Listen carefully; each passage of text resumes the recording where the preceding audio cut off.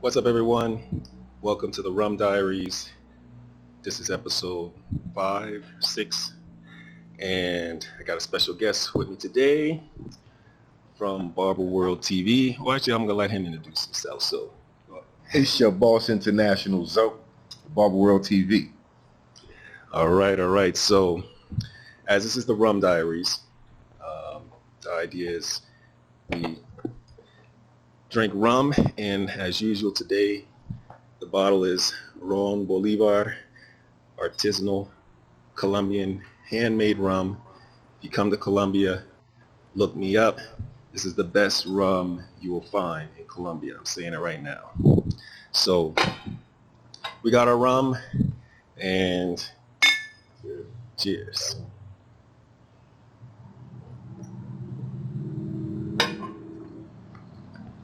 I'm not a rum drinker, but it tastes good. It smells good. It tastes good.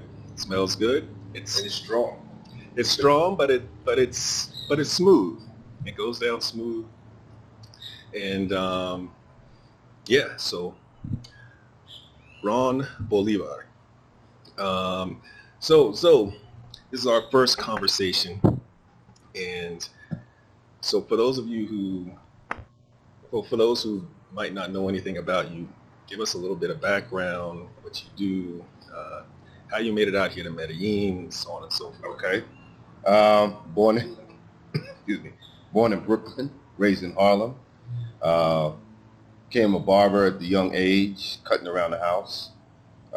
Then eventually ventured off and opened up my own chain of barbershops, but I did some time in the music industry as well.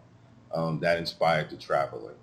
Once I got to a certain part in my life where I could have more time and free myself from the day-to-day duties of being a barber and a shop owner, I started traveling. And I always loved traveling, and just being in Colombia is part of the things I was checking off my bucket list. And I decided that I like Colombia, and I visited here several times in the past few years. Okay, cool. And you've obviously traveled around a lot. And what would you say? I know it's kind of cliche, but what would you say were like your top 2 or 3 places or countries that you visited that you prefer? I like Brazil. I like Colombia. I did enjoy Tanzania and parts of Europe, maybe like Barcelona. I enjoyed as well. Some of my favorites. Or Thailand. It's like, did I say Thailand? No. Oh, that's like the top. Okay. So I know a lot of those places that you listed I talk about the fantasy, because a lot of people come here, a lot of guys come here with a fantasy. And when I say fantasy, I mean girls, drugs, parties. Now, Colombian women, let's talk a little bit about women. Colombian women they have this kind of fame right now. Brazilian women too, but there's a certain fame that the Colombian women have. What's been your experience with Colombian women thus far, and how would you compare, contrast, or a lot of people in the States want to know, compare, contrast to women in the States, women here, and Right. how would you? I think inherently women are women, and there are a lot more similarities than differences. But there are some differences I guess, because of the culture and how it's more male-dominated society here. So it seems more like, not that they cater to men, but it's not like in the Western, women are fighting for equality, and they want to have the same rights and be able to do the same exact thing that men are doing, even though some of it, I don't know why they would want to do it, but understand that's what they fight for. There. Here, it seems to be a little more femininity, a little more, let's say, I wouldn't say servitude, but older traditions. Let's just say that. I think they follow more of the older traditions that we used to have in America. And what would you like? I actually agree with you that I would say women are women, and culture can vary, and you hear a lot of people say, "Oh, the women here are better. The women here, the women over there are better." And I always think it's a lot of it has a lot to do with preference more than anything else. Would you say? Would you agree with that? Or? And I think it's a fad because you see people regurgitating the same exact words, the same exact expression of the women in Latin America. So I think, although some of it is true, the women in America are the way they are because of American culture, and the women here are the way they are because of this culture, which leads you to other things where women expect the men to take care of them here, where they don't expect that anymore in America so much. The women don't have as much opportunities here or in Latin America as the women have in America. You know what I mean? So those are direct reasons for the cause of some of these type of relationships, and the setup of I guess a partnership will be different here. And I just think I say this, out of one matrix and into another matrix. There's a matrix here. It's just different from the one in America. And although you might enjoy the matrix here, if you stay here long enough, you might get tired of this matrix as well. So I'm not one of the firm believers that everything is better and America is so terrible. America with all its faults, I'm still proud to be an American. And I know that traveling the world, I've seen how much opportunity I have as being an American. Right. And, one of the things I always say is the culture that exists in the States, particularly with social media. I call it like this Kardashian culture. Like anywhere there's social media, that mentality is going to be there, the same among women. And I always say the women here, just like in the States, they look up to the Kardashians too. They follow the Kardashians. They want to be like the Kardashians. These are the role models that we have today for women. So, they still want that lifestyle. They still want to travel, have the designer handbags and everything else that comes with that. So, a lot of people will put these women here on a pedestal or in other places on a pedestal when it not necessarily should be that way. Yeah, to me, they're messing up the ecosystem because I don't think the men in their countries treat them that way. If you look at these girls' Instagrams and stuff like that, they might have 500,000 followers. Now, if they were in America, they probably have 100,000 followers, which was also going to psychologically do something to them. I think in America, we come from a culture of almost savage over women. I think we give women too much credit.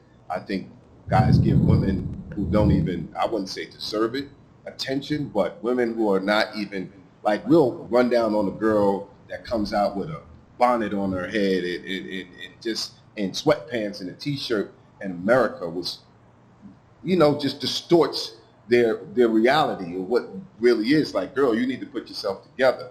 You know what I mean? Whereas here, more women you will see are put together, are in the gym, are have better diets, but not per se fault of their own. What we eat in America is different from other places, and the preservatives that are in our food help cause, the obesity in America, which they don't have that same system of fast food here, although they have it, but they don't have that same diet. And it's a competition for a woman to look really good here. Even a woman walking through the mall is going to be looking really nice and put herself together. They dress nicely here and they present themselves at no matter what age, to really look good. So, and they understand that there's a lot of competition when it comes to beauty here in Colombia, I think, amongst the women. And so they really put themselves together to fight for their man, whereas we're fighting for the woman in America, so the dynamic is totally different. Right. What would you say to people, let's say guys who want to come, who are looking to live the fantasy, Mm-hmm. and they've never been abroad before, Right. What would you be your first advice to them or recommendations of? Do some research, don't be like me, learn a little Spanish before you come. Be safe, try to connect with someone there or at least travel with someone because if anyone has been, following what's going on here in Colombia, there is some dangers here in Colombia. It's not all gravy, as some might lead you to believe. There's people gotten hurt, gotten killed, gotten robbed, gotten drugged here. It does happen, so be safe, and it happens more often than not lately. Have you ever had an incident? Me personally, I haven't had any incidents. I'm not a big drinker. I always tell people, if you get an Airbnb or hotel, try and get one that has a safe and put your belongings in the safe. Now, I've heard the story of that. If you get scopolamine, that you will open up your safe and give them the money. I've heard that story, but I haven't. Out of all the people who have come forth and said that they've been drugged, no one has said they actually opened up their safe and gave these people their passports and all their money. So I don't have any instances of where that's true. I would say just lock your belongings away. Don't let anyone pour your drinks. If you don't have a safe, I used to travel with my suitcase with a small lock on it, the TSA lock. Even if you put your belongings in your suitcase and you have that lock on, it's still more difficult than just to have it laid out in a drawer somewhere. So, and I don't want to focus all on the safety because there's a lot of fun that you could have here. The tours, the Guadape, Comuna 13, the hang gliding and 4x4. There's some fun to be had here outside the party life, and it's a beautiful city. Right. And I always say, well, I always say, like, for example, me, I'm never worried about a girl drugging or robbing because I don't mess with those type of girls. Yeah, that too. So, that too. But if they're coming for the fantasy, right, if you're coming, they're going to bump into those type of girls. Right. Because, and I think there may be a little bit of disconnect sometimes. Guys think that they're coming here and they're going to get a certain type of girl when they're looking for a certain type of thing, and that doesn't necessarily work out that way. Right. I think most of the guys know what they're coming for, though. Mm-hmm. Now, after you've been doing that for a while, you might get tired of it, and then you start looking for something else. But I think initially a lot of people are coming for the fantasy, and they know exactly what they're looking for. Right. and would you say that the incident of druggings and robbings, would you for someone who's traveled a lot, do you feel that's more of a risk here in Colombia as opposed to other parts of the world, or it's about the same? I hear it a lot more here than anywhere else. I don't even hear it much in other places, period. And so it's like right now, Colombia got the title for being drugged, around the world. Well, yeah. So I tell people, don't, you shouldn't be scared of crime and crime. I've lived here for 8 years, and if it was really bad, I wouldn't be here. But again, it depends on how you move around, and I'm also, not doing the things that people that are coming for those specific things are doing. The more risky behavior.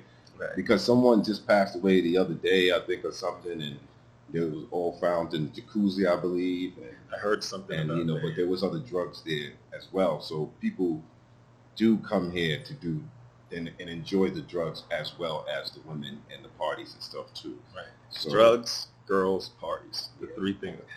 It's what everybody came. 90% of the people that came when I was in the vacation rental business, that's what it was. Right. So, but you're right. There's a lot more to Colombia than that. We have the best rum in the world, the best coffee. It's great views, great city, great people. You just have Medellin, some of the best weather too. That's what, right. So, what's next for me? I'm going to keep traveling.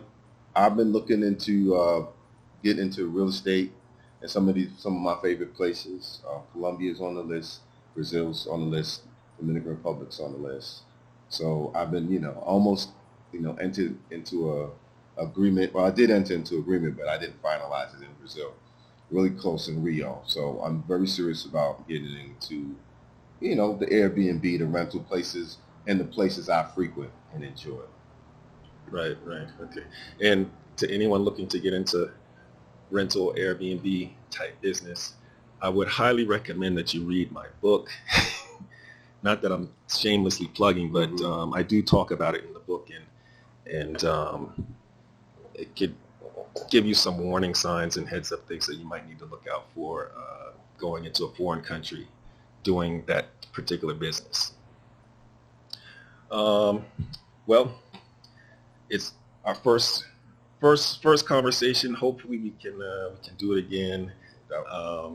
Once I have the distillery, I invite you out to come see check out the distillery, check out how the process is and how everything goes, and who knows, maybe we'll cross paths in another travel someplace. Collaborate in some other ways. Right. Anything else you want to add? Just check out the channel, Barber World TV on YouTube. I enjoy traveling. It's about, what I like to do. I try and visit some barbershops, in countries I visit. If you don't see it in a country that I've been to several times, somewhere on the line there's a few barbershops in there. I love to do the tourist attractions everywhere I visit, and I'm going to have some fun. So you're going to see some nightlife. You might see some pretty girls. That's what I do. Enjoy my time. Peace. Sounds good. I'll put the links in the description in the video. So check out the links, and peace.